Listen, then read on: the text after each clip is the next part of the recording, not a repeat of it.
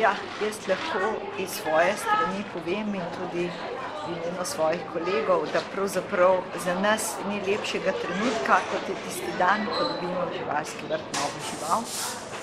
Če pa gre še za tako karizmatično, tako izjemno, tako lepo žival, kot so to gepardi, potem je pa seveda naše veselje še toliko večje.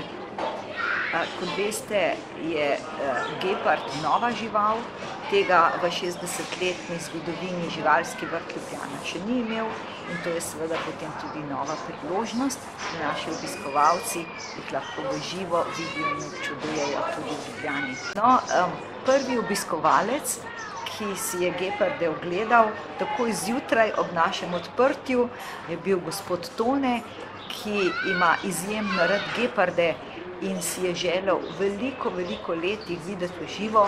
To mu ni uspelo in zato je bil več kot presrečen, da ima to možnost zdaj v Ljubljani in je odločen, da jih bo prišel pogledati prav vsak dan. Upajmo, da seveda bo ta novost, bo ta lepa žival razveselila tudi vse ostale obiskovalce in da bo to krasen in lep uvod v letošnje počitnice in lepo poletje.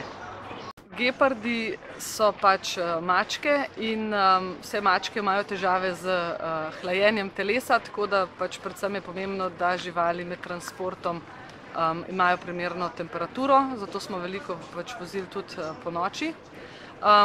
Redno smo jim menjali svežo vodo, ker se je pa pot nepredvidoma podaljšala, smo jih pa vmes tudi nahranili, sicer je pa kratke transporte boljše delati na tešče.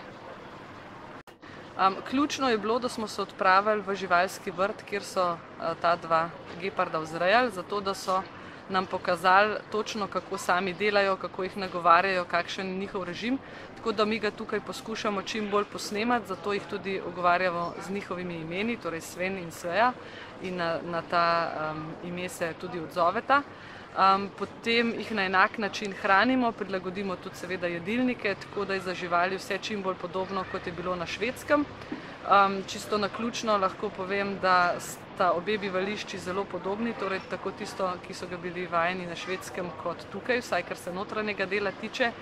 Tako da prva oskrba, danes zjutraj in včeraj zvečer, sta pač pokazali, da ne bo nobenih večjih težav, da odlično sprejemajo svoj novi prostor in jih lahko brez težav manipuliramo iz enega v drugega. Malo smo bili negotovi pri steklu, ker ga nista bila vajena, ampak je vse potekalo gladko, torej svoje novo okolje sta takoj zelo dobro sprejela.